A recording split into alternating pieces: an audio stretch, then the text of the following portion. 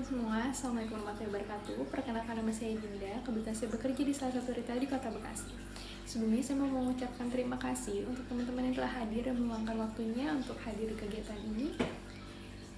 Di sini saya yakin teman-teman semua dan saya pribadi juga hidupnya nggak jauh-jauh dari teknologi.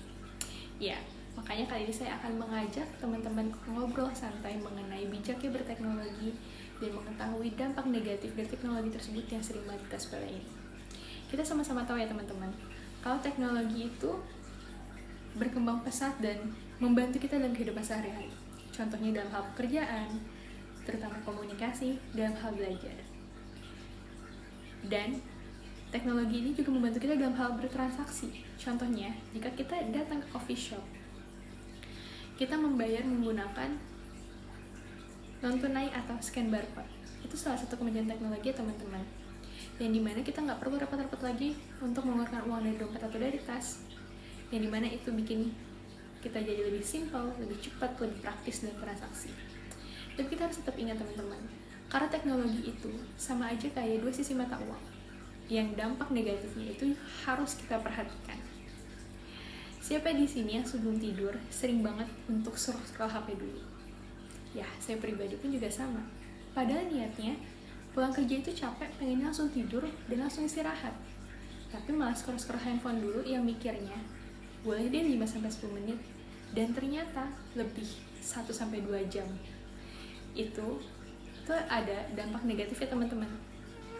Contoh dampak negatifnya adalah membuat kinerja otak kita itu menjadi menurun, membuat kita jadi kecanduan.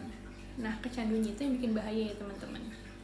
Berdasarkan laporan We Are Social dari lembaga riset Capitals mengatakan bahwa per Januari 2025 kemarin ada 212 juta orang pengguna internet yang perharinya itu rata-rata di 7 jam 22 menit dari berbagai perangkat. Teman-teman, di dunia digital seperti saat ini, berita itu bisa cepat banget menyebar luasnya. Berita hoax atau opini yang dikemas oleh fakta dan potongan-potongan video yang menyesatkan. Jika kita tidak hati-hati, kita bisa terpengaruh dan terbawa dari dampak yang kita lihat dari internet tersebut atau dari potongan-potongan video tersebut. Bagi beberapa orang, teknologi itu, khususnya sosial media, juga membawa dampak negatif ya, terutama untuk psikologis, yaitu bikin diri kita menjadi insecure, bikin kita jadi nggak percaya diri. Karena apa? Karena di sosial media kita bisa melihat kehidupan orang yang lebih dari kita, padahal di kehidupan nyatanya itu belum tentu benar loh teman-teman.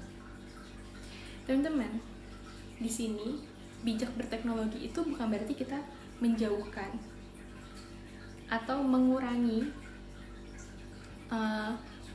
penggunaan kita terhadap teknologi tersebut, tetapi justru kita harus bisa memaksimalkan manfaatnya dari teknologi tersebut.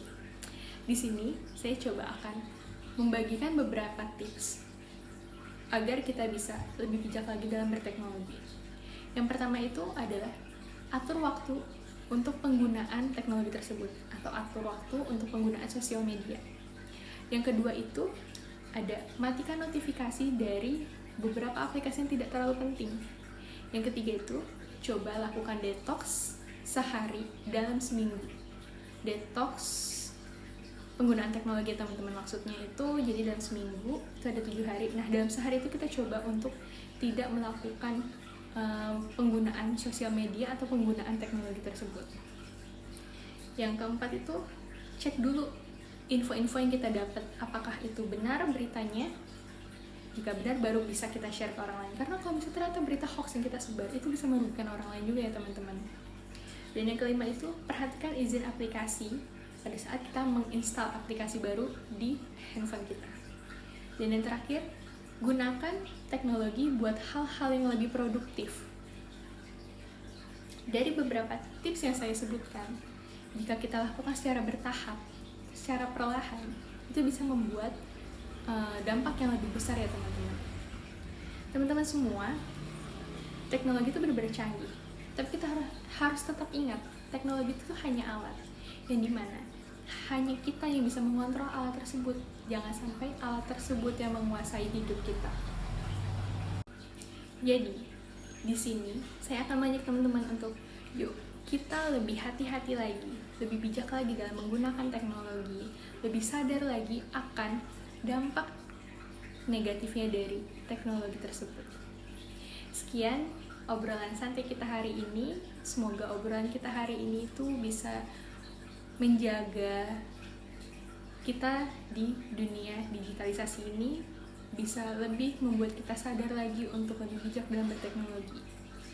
Mohon maaf bila ada salah-salah kata yang saya sampaikan. Saya akhiri. Wassalamualaikum warahmatullahi wabarakatuh.